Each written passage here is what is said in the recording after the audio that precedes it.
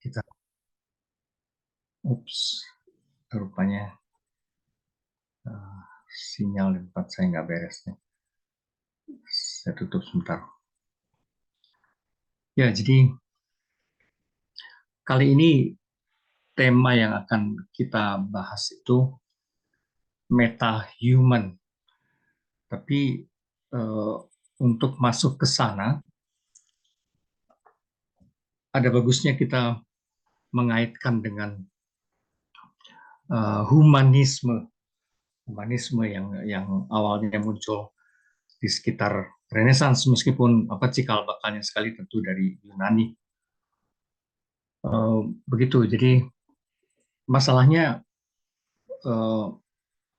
perspektif metahuman ini sebagiannya muncul sebagai semacam reaksi terhadap berbagai kritik terhadap humanisme.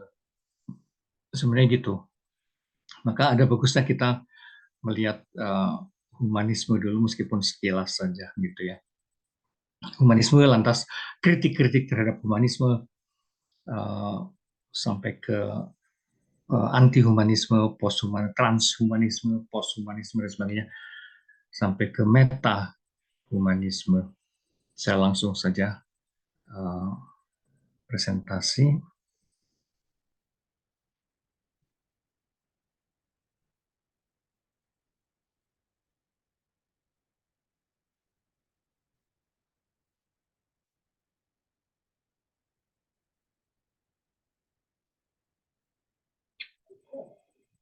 Ya, oke.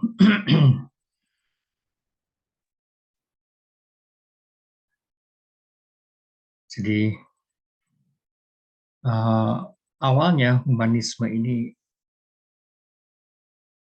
muncul sekitar abad 14-16 gitu. Ketika budaya Yunani antik bangkit sebagai alternatif atas dominasi kultur gerejani yang telah berkuasa 1000 tahunan waktu itu. Juga sebagai reaksi atas berbagai skandal yang terjadi di dalam kehidupan gereja. Ya, jadi lama sekali Eropa sepanjang abad pertengahan itu kan dikuasai oleh gereja yang sifatnya itu teosentris. Teosentris, segala hal berpusat pada Tuhan gitu. Sedemikian sampai lama-lama terasa juga kekuasaan gereja itu menjadi begitu menjadi begitu besar sampai menjadi membawa ekses juga, membawa ekses macam-macam berbagai skandal, entah itu korupsi, entah itu kekerasan dalam rangka menjaga kemurnian agama, maka muncul pengadilan agama dan sebagainya, inquisitio dengan segala kekerasannya, sehingga lama-lama kaum intelektual awam khususnya muncul semacam mencari alternatif lain gitu ya, keluar dari frame gerejani, frame teosentris, kemudian masuk ke frame yang lebih antroposentris. Tapi memang itu ambigu, tidak sedemikian clear cut sih sebenarnya karena ini. Di sisi lain kebangkitan itu pun dimungkinkan justru karena gereja mengoleksi, menerjemahkan dan mengembangkan pemikiran Yunani antik. Jadi yang bangkit itu yang dianggap sebagai alternatif itu kultur Yunani antik. Itu sebabnya nanti muncul istilah Renaissance itu yang kita tahu itu kelahiran kembali. Apa yang lahir kembali itu kan budaya Yunani antik yang dianggap merupakan alternatif yang tepat terhadap kekuasaan gereja Katolik waktu itu.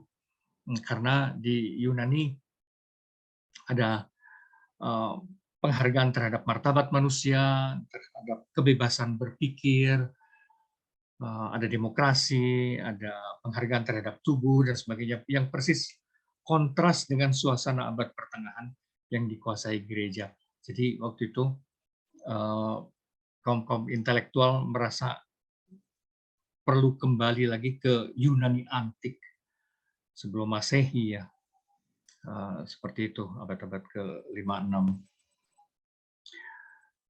Gitu. Jadi itu, tapi sekali lagi di sisi lain kebangkitan itu pun dimungkinkan justru karena gereja mengoleksi, menerjemahkan dan mengembangkan pemikiran Yunani antik melalui aktivitas biara, sekolah-sekolah katedral, khususnya katedral Reims dan Schacht, dan perpustakaan. Nanti perpustakaan di Vatikan, Venice, Florence, juga ditambah masuknya terjemahan karya Yunani dari dunia Islam yang di abad-abad sejak abad ke-11 sampai 13 terutama sih dipelajari juga di Eropa gitu. Mereka jadi beramai-ramai mereka juga menerjemahkan bahkan menambahi secara kritis naskah-naskah Yunani para pemikir Islam itu. Nah, suasana itu melahirkan Akademia Plato Florentin di Florence atau Firenze yang didirikan oleh keluarga de Medici yang merupakan patron waktu itu, dan kemudian menimbulkan gelombang yang disebut humanisme Renaissance.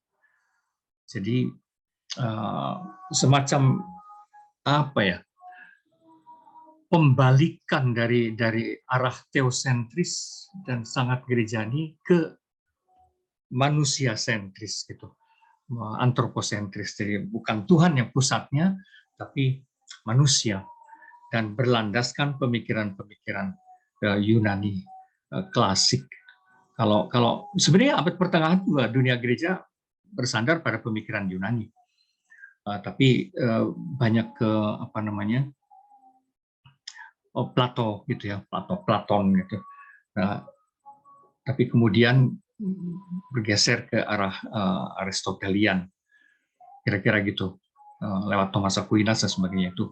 Jadi arahnya memang sudah lebih membumi sih sebenarnya. Dunia gereja pun waktu itu alam berpikirnya sudah mulai membumi, dan dengan demikian agak mudah, relatif mudah disambar oleh kaum awam ini untuk berpikir benar-benar ya lebih berfokus pada dunia manusia. Dan ini memang ditunjang juga oleh kurikulum Yunani sebenarnya, Yunani klasik, yaitu yang disebut Studia Humanitatis, atau lebih dikenal artes liberales ya. Jadi keterampilan untuk orang-orang yang bebas, untuk para tuan yang bukan budak ya. Yang di sini disebut juga humaniora. Jadi ilmu-ilmu yang membuat diyakini sebagai membuat manusia lebih manusiawi, humaniora. Sebutannya ada banyak, jadi ya kurikulum ini bisa Studia Humanitatis, bisa Artes Liberales, bisa humaniora, yang terdiri dari trivium dan quadrivium. Trivium itu gramatika, retorika, logika, yang sekarang kalau dalam kurikulum sekarang menjadi ilmu-ilmu pasti ya, IPA, ilmu pasti alam. Sementara quadrivium itu gramatika, retorika, logika itu IPS ya, IPS. Sementara quadrivium itu yang IPA-nya, matematika, geometri, astronomi, dan musik. Ini Artes Liberales ini sebetulnya adalah cikal bakal segala kurikulum yang berkembang di kemudian hari sampai hari ini. Gitu. Memang dulu kurikulum Yunani memang seperti ini. Disebutnya Artes Liberales itu. Oke. Nah, jadi humanisme adalah gerakan kultural, boleh dibilang ya, gerakan kultural. Coba ini.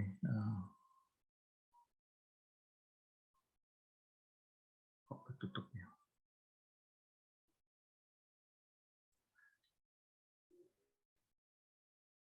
Oke, humanisme adalah gerakan kultural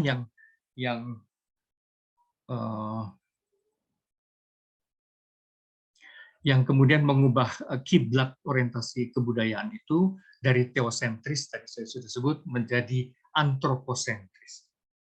Jadi manusialah yang harus menjadi pusat dan ukuran dari segalanya. Dan inilah yang menjadi langgam dasar seluruh kehidupan modern berikutnya, sebetulnya sampai hari ini, gitu ya. Jadi the backbone dari kehidupan modern, modernism, gitu, itu sebetulnya adalah humanisme ini. Humanisme yang awalnya bentuknya humanisme Renaissance, tapi kemudian nanti berkembang ke dalam aneka bentuk humanisme dan bahkan muncul kritik atas humanisme ini dan seterusnya. Belakangan saya akan uraikan itu. Tapi sebenarnya cikal bakalnya, pondasinya adalah di era Renaissance ini, yaitu humanisme, bahwa manusialah yang merupakan pusat dan ukuran segala-galanya. Gitu. Jadi jangan buru-buru bicara mengenai Tuhan, tapi start dulu dari manusia, gitu ya. Karena ya mereka sudah jenuh dengan terus-menerus berpusat pada Tuhan itu, sehingga sekarang membalik. Gitu. Nah, untuk sekedar memberi contoh cara berpikir tokoh-tokoh humanisme ini, saya kutipkan beberapa dari tokoh besarnya ya. Misalnya Pico della Mirandola, ya prinsip dia misalnya adalah manusia bukanlah binatang, bukan pula malaikat, tidak fana, tidak pula abadi. Ia diberi bentuk oleh apa yang dipilihnya sendiri. Nah, ini menarik itu. Waktu itu ini terasa segar dan baru karena biasanya kalau kita bicara mengenai manusia atau filsafat manusia yang sudah dibahas juga di Circle Indonesia ini, filsafat manusia itu ya kalau di abad pertengahan selalu dikaitkan kemudian dengan manusia adalah ciptaan Tuhan yang imago Dei dan seterusnya lah. Kalau abad pertengahan seperti itu, citra Tuhan dan seterusnya. Tapi kalau kaum humanisti atau biasa disebut dalam bahasa Italia umanisti, kaum humanisti ini enggak gitu. Manusia itu bukan binatang, bukan pula malaikat, ya, tidak fana, tidak pula abadi. Dia diberi bentuk oleh apa yang dipilihnya sendiri. Nah, itu saya kira itu juga semangat kemodernan gitu, bahwa hidup kita itu, hidup manusia itu mau menjadi apa, itu terserah kita. Kita sendiri yang membentuknya. Gitu. Nah, seperti itu saya kira langgam dasar kemodernan sampai hari ini juga. Lalu Januzzo Manetti, dia bilang jika kehidupan surgawi itu dianggap ideal, maka kehidupan dunia ini haruslah diubah agar menjadi semakin surgawi. Jadi bukan dua hal yang, karena sebelum-sebelumnya dalam atmosfer kekristenan abad pertengahan itu selalu ada kesan seakan-akan dunia ini keterkutukan kita gitu ya. Karena ada cerita mengenai kejatuhan lah gitu dari Firdaus, seperti dikutuk untuk hidup di bumi ini, dan kesannya dunia ini sumber dosa lah semacam itu. Tapi ya orang-orang humanis ini melihatnya lebih positif, dan jika kehidupan surgawi memang dianggap ideal, maka kehidupan dunia ini ya harus diubah saja menjadi semakin surgawi gitu. Nah, jadi apa salahnya dengan begitu gitu ya. Lalu Marsilio Ficino, jiwa yang rasional memiliki keagungan, keabadian dan tak terbatasan gitu ya. Jadi kalau di abad pertengahan itu kesannya cenderung murung ya terhadap kehidupan, terhadap kodrat kemanusiaan dan sebagainya. Ini justru lebih cerah, lebih optimistik ya melihat kemampuan manusia maupun dunia yang bisa diubah oleh manusia dan sebagainya gitu. Sementara ini Giambattista Vico dia sebenarnya semacam membandingkan antara zaman dulu tuh metafisika rasional dan kemudian metafisika imajinatif. Itu seperti kalau sekarang mungkin bisa dibayangkan antara sains dan seni gitu kira-kira kayak gitulah. Dulu istilahnya memang belum ada tuh sains. Oke, jadi dia bilang metafisika rasional itu mengajarkan bahwa dengan memahami segalanya, manusia menjadi segalanya. Sementara metafisika imajinatif mengajarkan bahwa dengan tidak memahami segalanya, manusia menjadi segalanya. Metafisika rasional melambung ke hal yang universal. Ya. Metafisika imajinatif mengajarkan bahwa tidak memahami segalanya, manusia menjadi segalanya. Metafisika rasional melambung ke hal yang universal. Seperti zaman sekarang sains itu bicara tentang yang universal. Metafisika imajinatif, seni, adalah kemampuan puitik yang harus terjun menyelami kedalaman hal yang partikular justru. Dan dengan demikian ada balance gitu ya antara science and art. Nah, hal semacam ini yang dan kemudian kita tahu di era Renaissance bersamaan dengan munculnya kaum humanisme ini memang berkembang pula seni yang awalnya tubuh itu aurat itu betul-betul ditutup semua gitu di era abad pertengahan itu. Abad pertengahan. Maka Renaissance itu persis terbalik. Jadi kayak gini ya. Ini yang atas kiri ini kan era abad lukisan abad pertengahan ya. Di mana aurat dan apa semua juga statis sekali kesannya gitu. Berjubah semua gitu dan statis gitu. Nah, yang bawah ini Renaissance sangat dinamis, bahkan bugil adamnya gitu ya. Dan ini bikinan siapa namanya? Kita tahu Michelangelo, yang satu lagi Leonardo da Vinci. Dan itu bukan tidak senonoh, tapi itu cara orang-orang di saat itu menghargai kebertubuhan sebagai sesuatu yang positif ya. Begitu. Oke, nah perkembangan selanjutnya, perkembangan humanisme ini memang saya agak cepat di sebelah sini karena bukan poin saya, ini hanya mengantar saja ke arah meta-human. Ya, sejak abad 16-an gitu, humanisme Renaissance ini berkembang, tekanannya menjadi berbeda-beda. Jadi muncul berbagai gerakan humanistik lain yang tekanannya berbeda-beda, kendati masing-masing bermaksud mengartikulasikan makna humanitas atau kodrat manusiawi. Masing-masing juga gitu ya. Mereka juga sama-sama mau merumuskan tujuan kepenuhan hidup manusia, tolok ukur kemajuan keadaban moral manusia, tapi toh arahnya jadi berbeda-beda. Jadi tidak selalu disebut humanisme atau menyebut dirinya humanisme di kemudian hari itu, tapi sudah jelas arah mereka memang humanistik, hanya tekanannya berbeda-beda.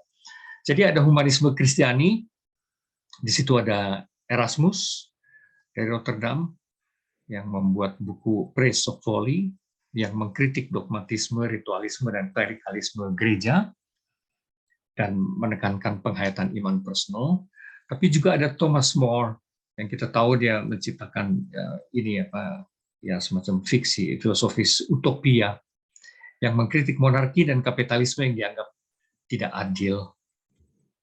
Gitu, maka dia melukiskan masyarakat yang ideal dalam ceritanya itu. Ya, itu humanisme Kristiani. Lalu ada humanisme Protestan. Itu juga muncul kemudian yang melepaskan diri dari gereja Katolik dengan ya kita tahu apa prinsipnya secara garis besarnya sekali sola scriptura, sola fide, sola gratia kalau versi dari Martin Luther dan seterusnya. Bahkan kalau menurut Max Weber ini Protestantisme seperti ini yang kemudian khususnya yang Calvinistik, yang melahirkan kemodernan kapitalistik. Ya. Kita tahu Max Weber menulis buku The Protestant Ethics and the Spirit of Capitalism. Jadi kapitalisme yang berkembang bersama dengan landasan spirit Protestantisme. Ya, itu humanisme Protestan itu memang tidak selalu disebut humanisme Protestan, tapi Protestantisme itu di baliknya langgam dasarnya juga humanistik. Ya. Lalu ada humanisme naturalis yang ke arah sains, ya.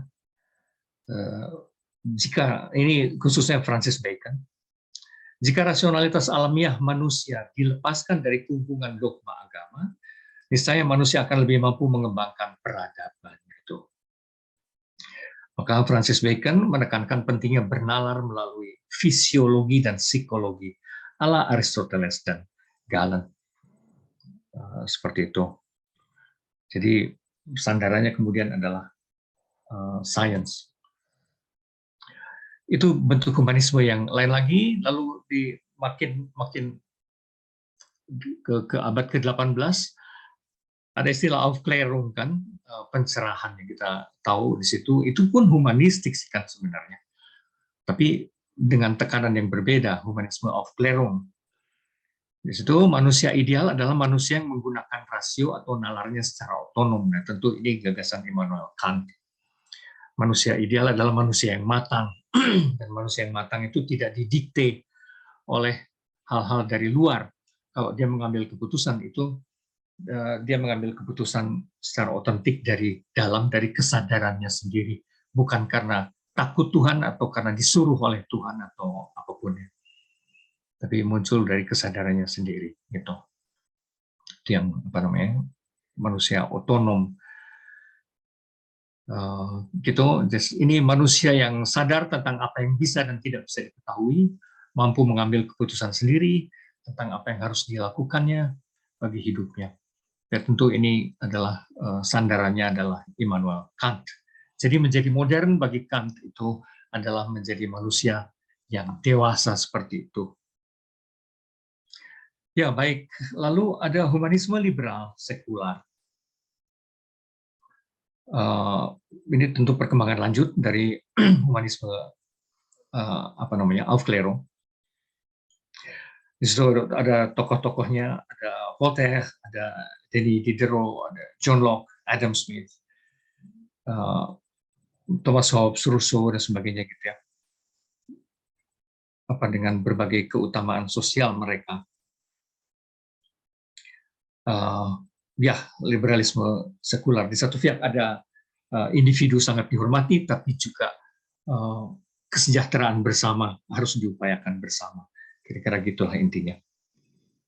Yang suka disebut utilitarianisme di kemudian hari. Gitu. Lalu ada lagi humanisme sosialis, marxistik. Ya, ini juga kita tahu lebih dikenal kemudian menjadi komunis kalau di Indonesia, atau dalam berbagai varian pemikiran marxistik. Ya, ini juga kita tahu, tidak akan banyak saya uraikan. Pendeknya, yang perlu diubah itu sebetulnya adalah kondisi ekonomi masyarakat, gitu. Kondisi material masyarakat. Dan jangan ada pemilikan khusus seperti kapitalisme dan sebagainya gitu. Sedemikian sehingga akan terjadi masyarakat yang tanpa kelas, dan dengan demikian dibayangkan akan sejahtera. Meskipun jatuhnya sampai hari ini ya paling China yang akan menuju sesuatu yang seperti lebih positif, tapi yang lain-lainnya seperti Korea Utara, Kuba, dan sebagainya, bahkan dulu Rusia tidak memperlihatkan ideal yang memikat sih ya, praktik-praktik sosialis seperti ini. China kita juga nggak tahu, karena unsur totalitariannya itu masih terasa kuat. Betapapun majunya luar biasa ya China, tapi tendensi totaliternya itu kok tetap mengerikan juga. Lalu ada humanisme eksistensialis. Dia, ya kita tahu ini bahwa yang dipentingkan dalam eksistensialisme itu adalah kebebasan. Ya. Manusia adalah makhluk yang bebas, makhluk yang terbuka pada dunia, dan dunia itu dibangunnya sendiri, gitu, berdasarkan kebebasannya. Dan diyakini bahwa kehidupan itu proses menjadi terus-menerus, proses menjadi dan bertumbuh. Bahkan kalau pada Sartre itu agak ekstrim gitu ya. Kebebasan manusia itu terutama muncul katanya dalam kemampuannya untuk menolak, menegasi, bahkan menolak pilihan-pilihan dirinya sendiri sebelumnya juga. Gitu. Nah, memang itu agak radikal. Tapi tuntutan yang khas dari humanisme eksistensialis ini kan, jadilah otentik ya. Otentik itu artinya gunakan kebebasan tapi sekaligus bertanggung jawab atas pilihan kita. Kira-kira gitu.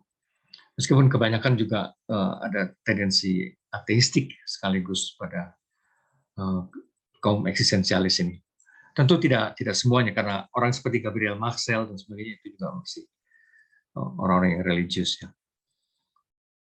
Oke, lalu ada humanisme evolusioner. Ya, ini tentu saya sejak Charles Darwin, yang kemudian diikuti oleh apa namanya, para saintis, tapi termasuk juga orang-orang tipe seperti Hitler,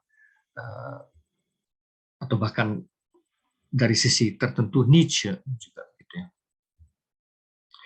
Di sini diyakini manusia berkembang melalui konflik. Konflik adalah bentuk seleksi alam. Gitu. Siapa yang terkuat, dialah yang berhak hidup lebih lanjut. Jadi menaklukkan alam, binatang, dan manusia lain itu dianggap perlu. Gitu. Itu cara sekaligus juga beradaptasi. Dan cara alam itu sendiri menseleksi mana yang paling tahan untuk berlanjut gitu sebagai spesies. Nah, Hitler juga percaya itu, maka ya jadi, dan dia merasa bangsa Jerman itu bangsa yang super, maka ya dia merangsek ke segala arah untuk menginjak segala bangsa lain, negara lain gitu. Karena diyakini bangsa Jerman lah yang akan mampu menjadi tumpuan kemajuan peradaban dulu, seperti itu. Tapi tipe-tipe humanisme evolusioner ini apa namanya, diam-diam sebetulnya yang merupakan langgam yang dihayati oleh para saintis, gitu ya, humanisme evolusioner ini. Dalam arti ini sekurang-kurangnya bahwa evolusi itu akhirnya bekerja ke arah melampaui segala keterbatasan manusia. Bagaimana menjadi immortal, gitu ya. Bagaimana manusia menjadi abadi, semakin lebih cerdas, secara fisik makin lebih kuat, gitu. Pendeknya menjadi homo deus kalau pakai istilahnya Harari. Itu tuh bagaimanapun langgam dasar para saintis ya, eksplisit maupun implisit gitu.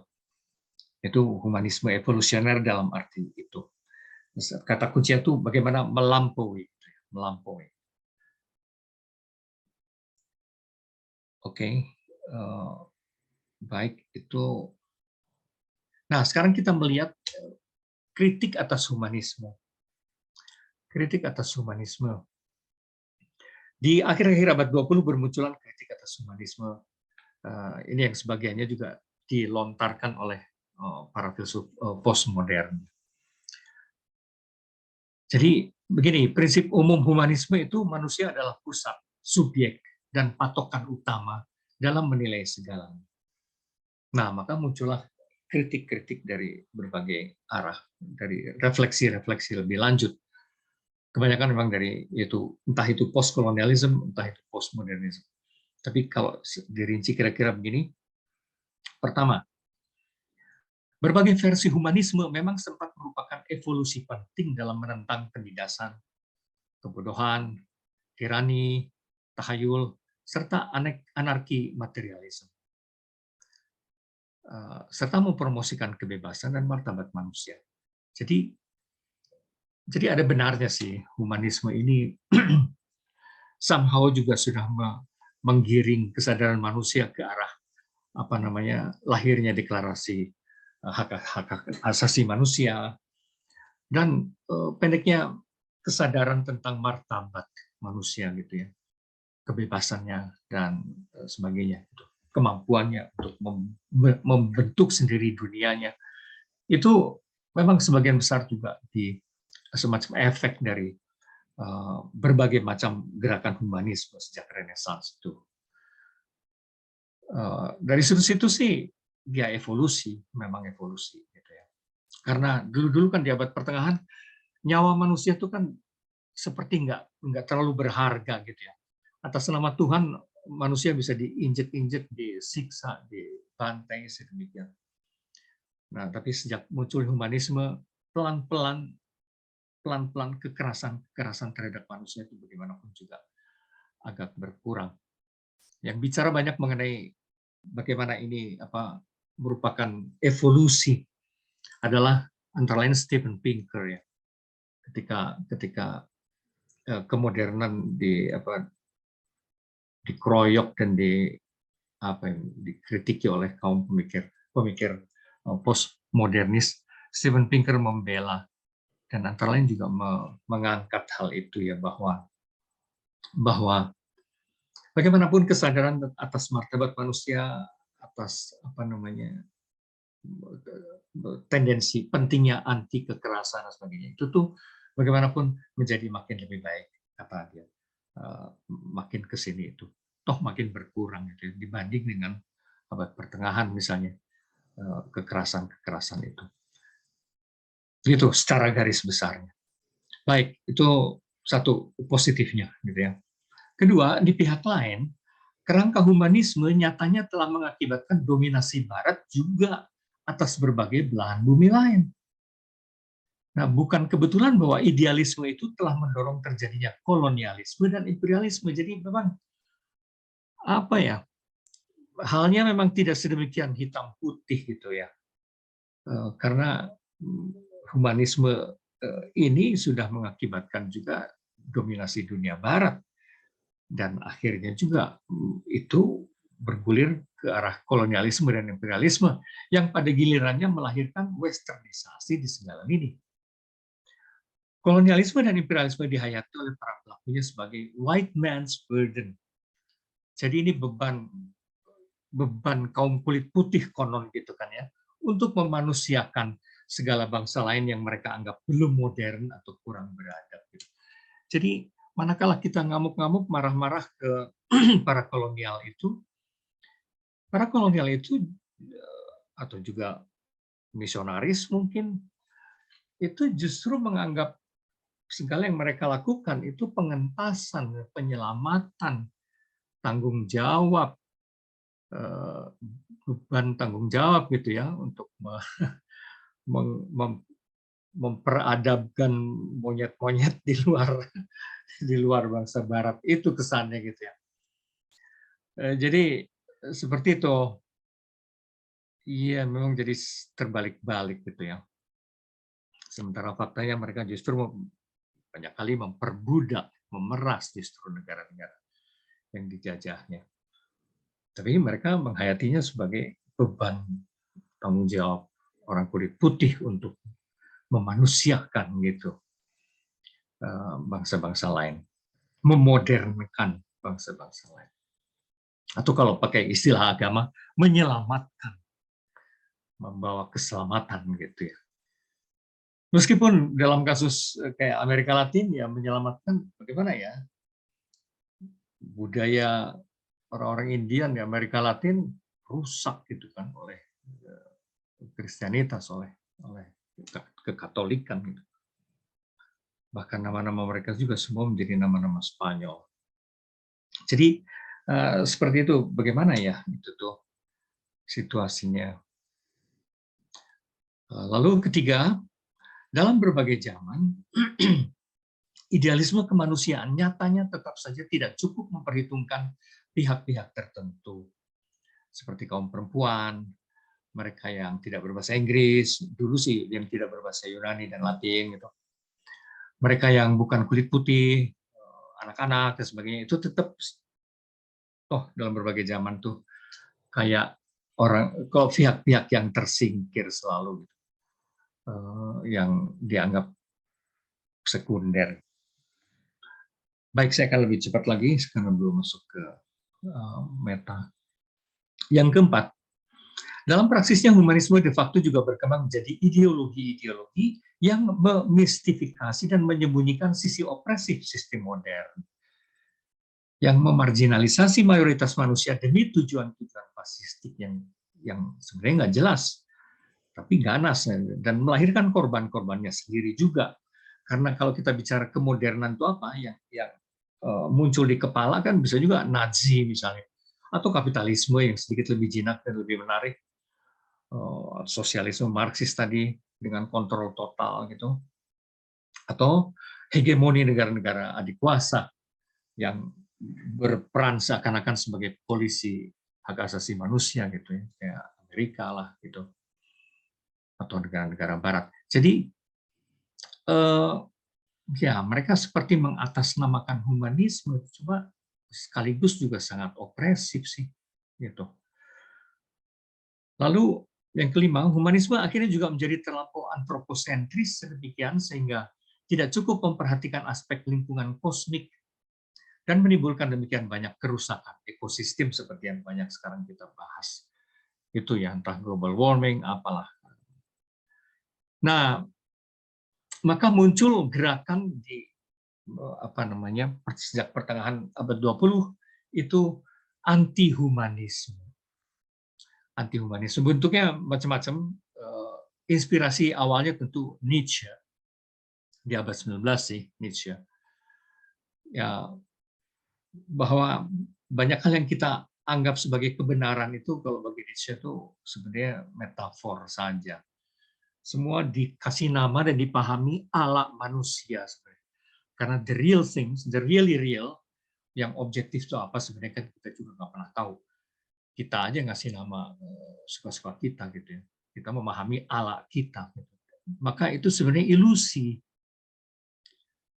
Dan ketika itu dianggap sebagai realitas objektif ya kita terkena ilusi. Jadi harusnya kata Nietzsche itu kita harus menciptakan tata nilai kita sendiri. Menciptakan diri kita sendiri sebetulnya. Jangan terlalu percaya pada keyakinan yang sudah menjadi umum seperti sains dan sebagainya karena itu metafor yang sudah dibakukan ya kayak Coca-Cola yang sudah kehilangan sodanya gitu. Itu sebetulnya Coca-Cola sebenarnya soda itu artinya metafor sih sebenarnya metafor semua yang kita yakini itu metafor. Oke, nah cara berpikir seperti itu ujung-ujungnya mempengaruhi banyak filsuf yaitu Heidegger, Michel Foucault, Derrida, Levinas, dan sebagainya. Hampir semua filsuf kontemporer sebetulnya dipengaruhi oleh Nietzsche. Ya, Heidegger akhirnya yang penting adalah begini. Jadi bersama dengan humanisme, maka sepanjang kemodernan itu manusia dianggap sebagai pusat gitu kan ya. Manusia itu subjek dan pusat. Nah, tapi sejak Nietzsche, Heidegger kemudian juga meyakini enggak gitu. Sebetulnya ya pendeknya manusia itu bukan subjek, melainkan objek dalam arti penerima dari being. Dan kita itu diciptakan oleh bahasa sebenarnya. Segala apa yang ada dalam pikiran kita itu sebetulnya dibentuk oleh bahasa. Gitu. Dan bahkan seluruh kedirian kita itu adalah being yang menongolkan diri. Bahkan dari sudut itu sebenarnya kita itu pemberian gift ya pemberian dari sang ada itu sendiri. Kita bukan pusat gitu. Pusatnya sang being itu sendiri. Sein itu sendiri gitu. Baik, itu lalu ada Michel Foucault, kalau ini agak lebih horizontal. Dia bilang humanisme hanyalah gramatika diskursus yang berkuasa di dunia barat sejak Renaissance. Dan akan hilang itu karena itu cara bicara orang barat aja gitu ya. Yang bagaimana dia membahasakan dirinya, bagaimana dia memposisikan dirinya dalam alam semesta, tapi begitu kita ngelihat dari berbagai sudut lain, ya itu juga humanisme sebagai wacana itu juga akan hilang gitu ya. Oke, lalu Derrida, konsep manusia sebagai subjek itu hanya efek jejak diferensial wacana barat, karena ada objek, mencari objektivitas, maka manusia itu subjek. Tapi cara berpikir begituan itu, cara berpikir diferensial semacam itu, biner, oposisi biner itu, ya kemudian didobrak oleh Derrida. Karena sebetulnya mana yang dianggap pusat di dalam oposisi biner itu kan bisa dibolak-balik aja sih sebenarnya. Subjek objek, materi rohani, ya itu mah tidak ada kemutlakan di situ, bisa tergantung pada kepentingan tertentu kita menekankan si subjek, pada kepentingan yang lain kita menekankan objek. Dalam konteks sesuatu konteks kita menekankan materi, dalam konteks yang lain kita menekankan yang imaterial, yang ruh dan sebagainya. Itu hanya efek jejak diferensial aja gitu. Nah, pada Levinas barangkali ini juga lebih menarik dan mungkin lebih jelas sih kritiknya. Karena siapa aku bagi dia itu selalu ditentukan oleh manusia yang lain, oleh lian. Humanitas adalah proses menjadi yang tak pasti, tergantung berhutang pada lian. Nah, liannya itu ya bisa macam-macam sih sebenarnya pada akhirnya. Tergantung kita membandingkan diri dengan apa. Kita bisa membandingkan diri dengan benda tentu saja, dan kita bukan benda. Kita bisa membandingkan diri dengan binatang. Liannya itu binatang. Nah, kita bukan binatang. Kita membandingkan diri liannya itu tanaman. Kita bukan tanaman, kita lebih dari tanaman. Terus kalau aku itu bandingannya adalah orang lain. Liannya adalah orang lain. Dan dari reaksi-reaksi orang lain itu saya menyadari siapa diri saya sendiri. Jadi kita menemukan diri selalu in terms of the other. Gitu ya. Other-nya itu apa? Bisa macam-macam. Lian itu pusatnya. Dengan demikian bukan saya. Saya menyadari siapa saya selalu melalui yang lain. Apapun itu, yang lain itu. Baik, ini cepat sekali kritik-kritik anti-humanisme yang kemudian berkembang bersama dengan perkembangan teknologi yang semakin cepat dan gila-gilaan, dan semakin bukan hanya makin cepat, tapi makin merangsek masuk ke dalam diri kita.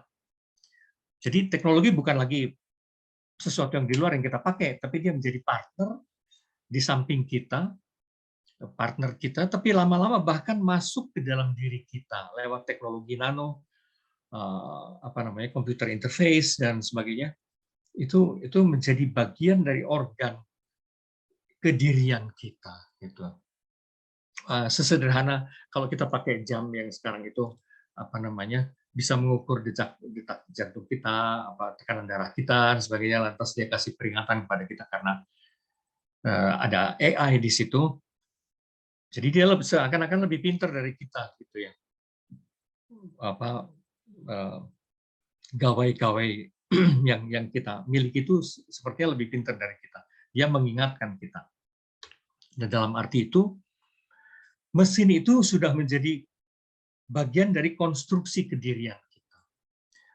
Nah, reaksi orang bisa berbeda-beda memang terhadap itu, tapi sebutan umumnya itu transhumanisme. Transhumanisme kan, bahwa humanisme kita diganjel oleh konstruksi-konstruksi masinal yang sekarang menggunakan AI. Nah, reaksi orang bisa begini kalau kata Joel Garreau, yaitu evolusi penyempurnaan hidup manusia lewat sains dan teknologi. Jadi dia mah optimis gitu. Memang manusia kehidupannya semakin disempurnakan melalui teknologi. Tapi kalau kata Nick Bostrom, sisi yang ditekankan yang lain, lanjutan humanisme Renaissance dan ilmiah. Itu transhumanisme adalah lanjutan humanisme Renaissance dan ilmiah menuju humanisme yang semakin rasional. Gitu ya. Jadi kalau Joel Garreau menyebut semakin sempurna, istilah Nick Bostrom itu semakin rasional. Hidup kita semakin rasional karena dibantu oleh mesin, diganjel oleh mesin. Nah, kalau Catherine Hayles, ini sisi lain lagi yang dilihatnya. Jadi transhumanisme ini, manusia mesin, potong mesin ini adalah kepanjangan subjek otonom yang ujung-ujungnya itu akan mengalami disembodiment radikal. Artinya bahwa kita semakin diganjel oleh mesin, itu tuh semakin kita tidak sepenuhnya tergantung lagi pada kebertubuhan kita. Justru kita makin dibebaskan sebagai makhluk rohani, gitu. Seperti dibayangkan juga oleh siapa namanya itu Michio Kaku. Justru yang secara fisikal kita dibantu oleh mesin-mesin supaya segala aktivitas kita yang basically psikologis atau spiritual itu semakin leluasa karena segala hal yang fisikal bisa dikerjakan oleh si AI yang ada dalam tubuh kita itu. Maka terjadi proses disembodiment yang semakin radikal katanya. Ya, macam-macam. Jadi ada yang bilang semakin rasional kita, semakin rohani, semakin sempurna. Ya, kemudian ada juga yang menyebut itu bukan transhumanisme. Transhumanisme agak lebih optimis ya penyatuan kita dengan mesin itu. Tapi yang agak pesimis juga muncul dalam istilah post-human itu ya, post-human. Karena yang terjadi benar-benar orang-orang seperti Ratsky ini melihat bahwa manusia memang bukan lagi pusat, itu masalahnya. Manusia bukan lagi pusat, terjadi decentering gitu ya. Manusia bukan lagi pusat, bukan sebagai subjek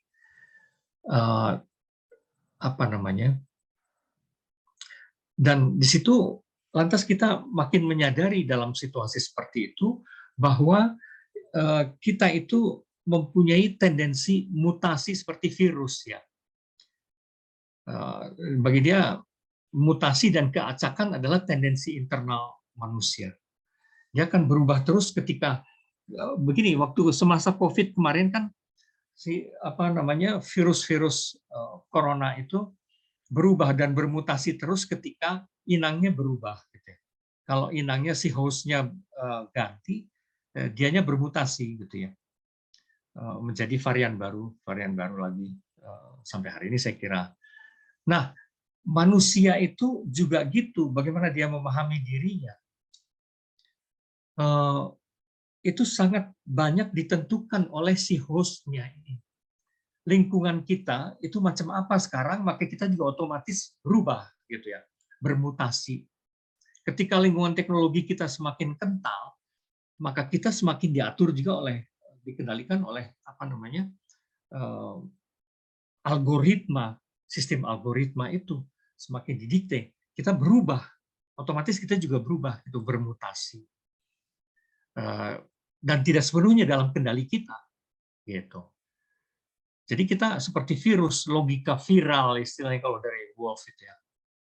Maka cara kita ngelihat itu kata dia perlu logika, bukan viral-viral kayak di medsos, tapi viral dalam arti mirip virus gitu ya. Yang melihat dunia manusia seperti virus, bermutasi terus dan sifatnya parasitik kita itu. Dalam kultur digital kini yang menentukan bukan isi atau bentuk, tapi gerakan katanya gitu kan ya. Dalam teknologi yang sekarang ini, karakter khas teknologi sekarang ini dengan AI dan kecepatan yang luar biasa perubahannya ini, bukan lagi isi atau bentuk, itu cara kita dulu memahami itu kan gitu. Selalu berdasarkan isinya apa, bentuknya apa, isinya apa gitu ya. Ada isi, ada wadah. Tapi bukan itu katanya sekarang itu. itu cara berpikir macam ini tuh udah nggak jalan lagi, udah nggak relevan lagi. Yang perlu kita lihat sekarang itu gerakan. Gerakan yang terus-menerus bergerak sedemikian sehingga melabrak segala kategori. Ya, gerakan yang melabrak segala kategori dikotomis membawa pada kemungkinan-kemungkinan baru yang serba tak terduga. Itu sebabnya kita mendengar banyak istilah sekarang itu kan ya, bisa disrupsi istilahnya, bisa VUCA istilahnya tuh apa, VUCA itu volatile, singkatan dari apa, volatile, cepat berubah, terus uncertain, C-nya itu complexity, VUCA, A-nya itu ambiguity, tapi juga ada istilah lain, BANI misalnya gitu ya. BANI, B-nya itu brittle katanya, segala hal makin keras kayak kayu keras dan karena itu mudah patah gitu. Karena dalam situasi serba terancam kita lantas mau mengeraskan diri dengan berbagai cara, tapi itu justru membuat kita rapuh gitu ya. Khususnya identitas yang mau dikeras-keraskan tapi dengan cara itu malah menjadi rapuh. Brittle. BANI, A-nya itu apa, ambigu saya kira. BANI, ambiguity juga, lalu N-nya non-linear, segala sesuatu sekarang terjadi secara non-linear. Dan akibatnya semua situasi ini mengakibatkan I-nya itu BANI, I-nya itu incomprehensible konon. Gitu. Jadi kita hidup dalam gerakan yang makin cepat ke segala arah dan akibatnya kompleks, tidak pasti, dan akhirnya juga sulit sekali dipahami. Banyak hal yang terjadi itu sulit sekali dipahami, incomprehensible. Dan itu pada akhirnya yang menentukan bukan kita. Lingkungan yang berubah itu, gerakan yang berubah itu, akhirnya yang menyeret-nyeret kita. Jadi manusia itu sebetulnya apa namanya? Jadi kayak parasit ya, seperti virus, parasitik. Kita lingkungan mengubah kita pada akhirnya itu. Oke, nah sekarang kita masuk ke tema yang utama. Di satu sisi, seperti di dalam apa tadi, ada transhuman, ada posthuman, itu arah pesimistik. Yang terutama yang posthuman itu kesannya kita semakin di luar kendali. Artinya kita tidak lagi memegang kendali atas situasi dunia. Dan kita makin menyadari bahwa we are simply a part of the huge, gigantic, cosmic yang kita, kosmos yang kita juga akhirnya nggak tahu karena interaksinya dengan segala galaksi yang lain dan seterusnya. Nah, jadi entah itu pesimisme, entah itu optimisme, itu selalu campur aduk. Tapi yang jelas muncul juga di dalam situasi transhuman maupun posthuman itu tendensi metahuman. Itu baik di kalangan para ilmuwan sendiri, karena ilmuwan juga tidak satu ya. Ilmuwan juga bisa berbeda-beda pandangannya gitu ya. Tidak semua orang itu seperti Richard Dawkins atau Daniel Dennett kayak gitu-gitu. Jadi ya berbeda-beda. Ada juga orang saintis atau saintis visioner yang akhirnya menangkap dimensi yang sudah lama agak tersisih, yaitu transendensi. Sudah lama terabaikan, tapi justru sekarang ini justru dalam aneka perubahan transhumanistik maupun posthumanistik itu orang berpikir ulang sebenarnya. Juga berdasarkan sains sendiri, orang berpikir ulang tentang dimensi yang lebih tinggi dari manusia. Akhirnya itu apa gitu. Sebenarnya cikal bakal itu sudah muncul bahkan dari Max Planck. Artinya ilmuwan yang tidak kepalang tanggung ya, sekali Max Planck dari fisika. Dia sebenarnya sudah mencium sesuatu kan. Dia bilang, saya menganggap bahwa kesadaran itu pada akhirnya mendasar sekali. Bahkan materi itu sebetulnya hanya berasal dari kesadaran sebetulnya. Nah, untuk seorang fisikawan yang seperti sekaliber Max Planck, omongan seperti ini tuh mengejutkan kan, dan ya visioner sekali gitu, karena biasanya fisikawan itu kan ya ada tendensi kuat sekali ke arah materialisme saja gitu. Tapi dia enggak, dia materi itu bahkan logisnya sih muncul dari kesadaran. Dan kita tidak bisa apa namanya tahu lebih jauh dari di balik kesadaran itu akhirnya apa gitu. Masalahnya karena apapun yang kita percakapkan, apapun yang kita anggap sebagai ada, itu tuh mengandaikan kesadaran.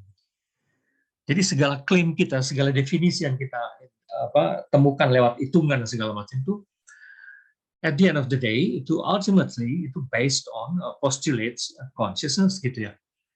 Sebetulnya mengandaikan adanya kesadaran. Dari kesadaran itu salah satu yang paling mentok sebenarnya. Nah, apa ini kesadaran? Tetap itu suatu misteri besar sekali.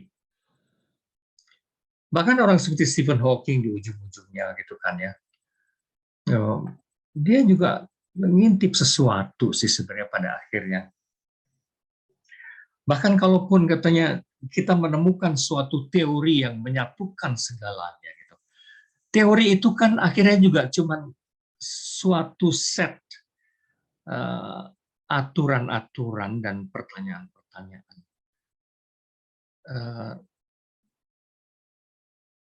Tapi yang menjadi penting di situ akhirnya adalah apa yang menghembuskan kehidupan di balik rumusan itu, di balik persamaan-persamaan itu. Oh ini kayaknya salah, saya ngutipnya bukan rules and questions tapi equations. Jadi hanya bagaimanapun hanya prinsip-prinsip, aturan-aturan dan persamaan-persamaan matematis gitu. Tapi sebetulnya yang membuat persamaan itu hidup itu apa, yang meniupkan api ke persamaan itu akhirnya apa gitu. Nah, itu kan kalau Max Planck itu kesadaran, kalau ini tuh yang membuatnya hidup, yang membuat persamaan-persamaan kita tuh hidup tuh apa. James Jeans kira-kira mirip-mirip. Arus perkembangan pengetahuan manusia itu akhirnya toh ke wilayah-wilayah yang non mekanik sebenarnya, menjadi bukan lagi mekanik. Ya dia juga fisikawan gitu. Karena sekarang ini semakin diteliti gitu, semesta itu makin lebih tepat bila dipahami sebagai pikiran raksasa, alih-alih mesin raksasa. Jadi semesta itu pada akhirnya sebetulnya lebih terlihat sebagai pikiran raksasa daripada mesin raksasa. Dan pikiran itu tidak tepat lagi kalau dilihat semata-mata sebagai sesuatu yang intruder itu apalah, sesuatu yang aksidental, sesuatu yang pendeknya tidak penting gitu ya, nggak bisa lagi dilihat sebagai begitu. Kita dunia ilmu makin melihat kemungkinan bahwa pikiran atau kesadaran itu juga itu jangan-jangan memang pencipta dan pengelola seluruh realitas kita. Jadi gitu, bahkan dari dunia fisika pun arahnya itu ke yang non fisik gitu, ke pikiran, ke kesadaran. Werner Heisenberg barangkali yang lebih tandas ya. Dia bilang alam itu memperlihatkan fenomena sesuai dengan apa yang kita pertanyakan, sesuai dengan pertanyaan kita. Jadi kualitas waktu, ruang, materi, energi itu sebetulnya sesuatu yang diekstraksi dari medan kuantum oleh si observer, oleh si ilmuwan itu sendiri. Jadi sebenarnya alam tuh dia akan memperlihatkan diri sesuai dengan apa yang kita pertanyakan. Gitu. Barangkali kalau dibayangkan seperti seperti saya pakai metafor yang paling gampangan. Air itu sebenarnya kayak apa? Tergantung wadah yang kita punya gitu loh. Kalau wadah yang kita punya itu kotak, terus kita ambil si air, ya seakan-akan kita bilang air itu kotak. Tapi kalau yang kita punya itu ember bulat, kita ambil sih atau gayung bulat, ya kita bilang air tuh bulat gitu. Tergantung wadah kita. Nah, jangan-jangan alam semesta itu juga seperti itu. Jadi ya dia bisa diambil dan dipahami dengan 1000 cara sih. Seperti kita punya 1000 wadah yang berbeda-beda. Oke, lalu Fred Alan Wolf, ini juga fisikawan. Fisika kuantum, kata dia, sampai pada keyakinan bahwa tanpa pikiran ikut campur itu, kita tidak akan ada semesta gitu. Dan bahkan si mind atau mungkin mind raksasa itu yang sebetulnya memberi bentuk pada hal-hal yang kita tangkap, sebetulnya itu mind. Pada level manusiawi pun pikiran kita sebetulnya yang memberi bentuk apapun yang kita tangkap itu. Tapi pada level universe mungkin halnya sama juga. Yang berperanan itu mind. Rupert Sheldrake dari microbiology, dia bilang bahwa di alam semesta ini ada hal yang lebih daripada materi, gitu ya, yaitu medan resonansi. Medan resonansi di dalam sistem-sistem material itu ada medan resonansi.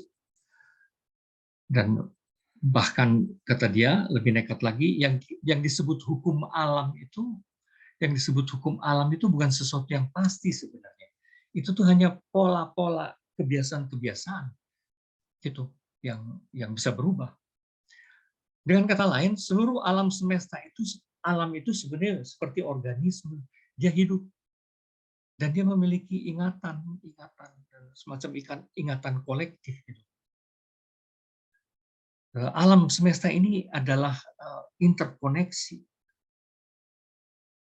antara berbagai organisme melintasi ruang dan waktu.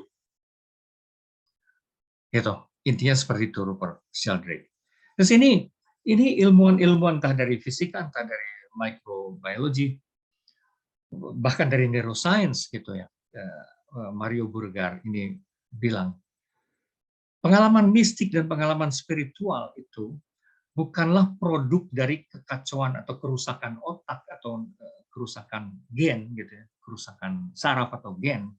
Karena para ilmuwan ateis itu kan suka menganggap gitu ya, kesadaran-kesadaran mistik atau kesadaran spiritual itu isyarat kegilaan atau apalah, delusi atau apa kayak gitu. Artinya ada sesuatu yang rusak konon di neural system kita. Tapi kata neuroscientist yang ini, Mario Burger, enggak gitu katanya. Dan tidak bisa juga diciptakan oleh teknologi, kan para neuroscientist yang ateis itu lantas bikin helm gitu ya, pakai elektroda tertentu yang kalau dipakai gitu, dan elektrodanya ditempatkan pada spot-spot yang tepat, maka orang bisa mengalami pengalaman mistik tanpa repot-repot masuk biara atau bermeditasi atau apa, pakai aja helm itu orang akan mengalami pengalaman mistik katanya gitu. Jadi seakan-akan pengalaman mistik itu produk teknologi gitu. Bisa diakali dengan teknologi. Ya mungkin saja bisa, tapi ada satu masalah terbesar di dalam neuroscience itu, yaitu persoalan yang disebut sebagai heart problem. Itu persoalan kesadaran yang sulit sekali dipecahkan. Kesadaran itu apa sebenarnya? Dan kata Mario Burger, kesadaran itu baru bisa dipecahkan kalau kita melihat seluruh semesta ini pun produk kesadaran raksasa gitu loh. bukan materi. Maka kita akan bisa lebih memahami kesadaran. Dan ujung-ujungnya bukan kesadaran itu produk materi otak. Sebaliknya, akan lebih bisa dipahami bahwa otak itu digunakan oleh kesadaran. Sebenarnya gitu. Kesadaran menggunakan otak. Tapi kalaupun otak tidak bekerja lagi, kesadaran masih jalan terus. Nah, pikiran-pikiran seperti itu nyambung sih sebenarnya, entah dari dunia sains, juga nyambung dengan kaum visioner seperti Madame Blavatsky, yang bilang bahwa dalam kenyataannya sebenarnya tidak ada apapun yang saling terpisah, itu enggak. Semua secara positif sih, semua itu saling terkait gitu. Atau seniman visioner juga Alex Grey, yang orang-orang ini bicara bukan dari teori ya, tapi dari pengalaman yang mereka alami masalah itu. Toh sampai juga pada keyakinan-keyakinan aneh ini yang mirip-mirip yang diyakini pada akhirnya juga oleh para ilmuwan-ilmuwan yang cenderung tadi meta human tadi ya. Ya, Alex Grey seniman juga, dia bilang pada gelombang yang tanpa batas gitu, sebetulnya ada interconnectedness yang juga tanpa batas. Jadi dalam hal ini sebetulnya tidak ada hal yang tidak tergantung itu tuh, tidak ada. Semua sebenarnya saling tergantung. Atau ini biksu Buddhis yang tukang bermeditasi ini. Omongannya sederhana. Kita itu sebenarnya dedaunan dari satu pohon. Dan kita itu adalah berbagai gelombang dari satu lautan. Gitu. Itu kan bagus ya, ringkes tapi mendang sekali. Atau Deepak Chopra, yang sebetulnya dia dokter dan endokrinolog, tapi juga sampai pada keyakinan semacam itu gitu ya. Yaitu pikiran tidak identik dengan otak.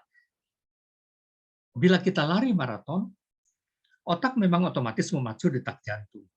Tapi yang memutuskan untuk lari adalah kita, I, manusia, si pengguna otak, bukan otak itu sendiri. Gitu ya. Jadi ada itu, entah itu I, entah itu we, manusia yang menggunakan otak itu sebenarnya memutuskan untuk lari itu. Oke, bahasa dan pikiran bukan sekedar informasi yang disimpan seperti dalam komputer. Karena orang sekarang antusias sekali mau upload otak di komputer gitu kan ya, komputer interface.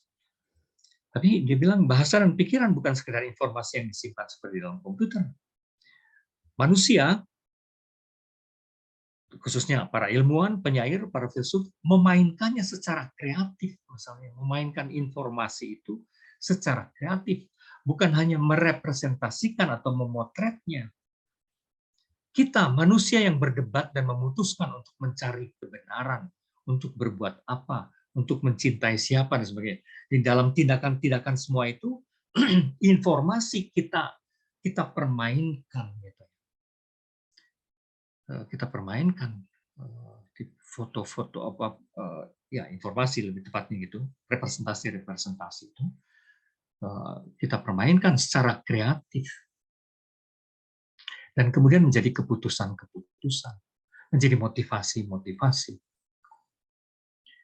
Baik, lalu masih lagi kesadaran manusia terus-menerus mencipta dan naik ke komitmen nilai lebih tinggi, ke keadaban yang lebih desirable, ke kesadaran kolektif meta human kalau istilah yang kita pakai tadi. Bagaimanapun arus besarnya itu makin ke kesadaran. Meskipun proses ke situ tuh tidak selalu mulus gitu ya. Selalu ada kalau tahapan next level itu selalu ada krisisnya. Seperti anak-anak yang masuk ke tahap akil balik terus ke tahap dewasa selalu ada krisisnya. Tapi overall sebenarnya peradaban manusia itu naik ke level yang lebih tinggi, ke yang nilai yang lebih tinggi, yang lebih desirable, yaitu ke meta-human. Masalahnya, kita sering terperangkap dalam prasangka, selfish, terpenjara oleh dunia virtual yang kita buat sendiri, virtual dalam arti luas, yang kita anggap normal, seakan hal terpenting adalah survival misalnya sekarang itu. Padahal barangkali urusannya lebih dari sekedar survival. Oke, seluruh kesadaran pada manusia maupun binatang adalah bagian dari kesadaran kosmik, diyakini begitu. Jadi kesadaran-kesadaran kita, it's a part of the cosmic consciousness. Setiap kesadaran individu kita sebenarnya adalah bagian dari kesadaran raksasa itu. Yang memang senantiasa mencipta juga seperti kesadaran kita. Mencipta melalui kita. Mencipta berbagai cerita, berbagai penjelasan tentang dirinya, dan sebagainya, terus-menerus. Nah, hukum alam sebenarnya hanyalah model matematis konsep kita tentang kinerja alam. Oke, tadi saya sudah menyentuh bahwa dalam tahapan menuju peradaban lebih tinggi itu selalu ada tendensi penghancuran juga.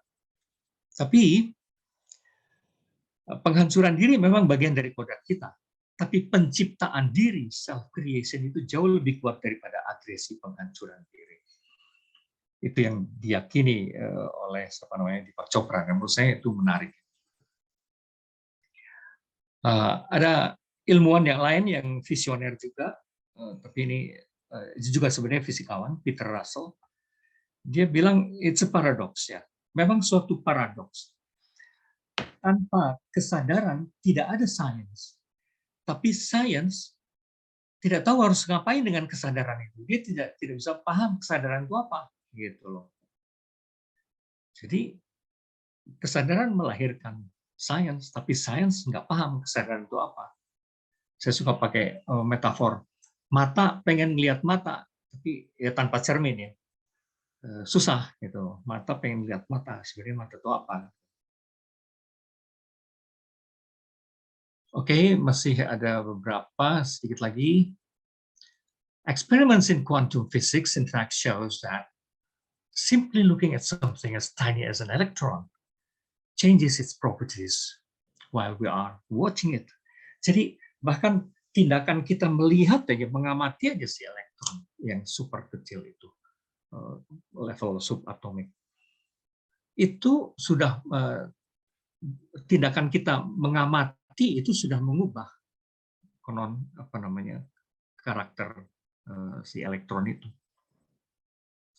Jadi dengan kata lain, setiap observasi itu sebetulnya suatu proses penciptaan. Gitu. Oke.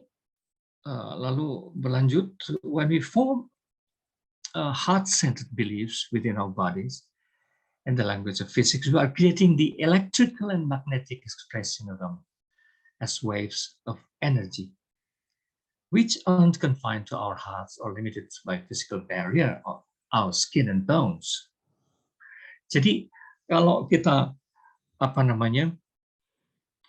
membentuk keyakinan tertentu di dalam sesuatu yang kita sebut hati itu, sebetulnya kita sekaligus juga membentuk aliran medan elektromagnetik itu yang ngefek keluar kita. Jadi apapun yang kita yakini sebetulnya berpendar keluar dan membawa, istilah popnya tuh, menciptakan vibes keluar, gitu. Jadi sebetulnya sikap-sikap batin kita berefek ke setiap saat, setiap detik itu berefek ke sekeliling kita. Atau dengan kata lain lagi, perasaan, kalau tadi disebutnya sikap batin ya, perasaan itu adalah bahasa, kata Greg Braden itu, bahasa yang berkomunikasi dengan pola ilahi, dengan matriks ilahi. Perasaan itu sebenarnya bahasa komunikasi dengan matriks ilahi itu. Kalau bahasa puitiknya Rabindranath Tagore, bagus gitu kan, aliran kehidupan yang yang menelusupi nadi kita siang dan malam adalah apa namanya, aliran yang sama yang menghembuskan debu-debu di bumi dan meniup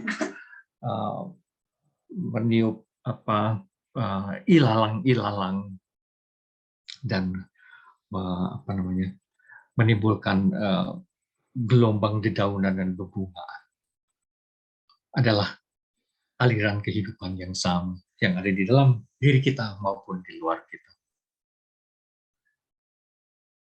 Baik, saya kira itu saja dulu, benar-benar satu sapuan agak cepat, agak kepanjangan, apa namanya, dari sejak humanisme Renaissance lantas sampai ke apa tuh namanya, istilah metahuman, transhuman, posthuman, metahuman. Sebetulnya mirip-mirip, hanya menekankan apa namanya, sisi-sisi yang berbeda. Silakan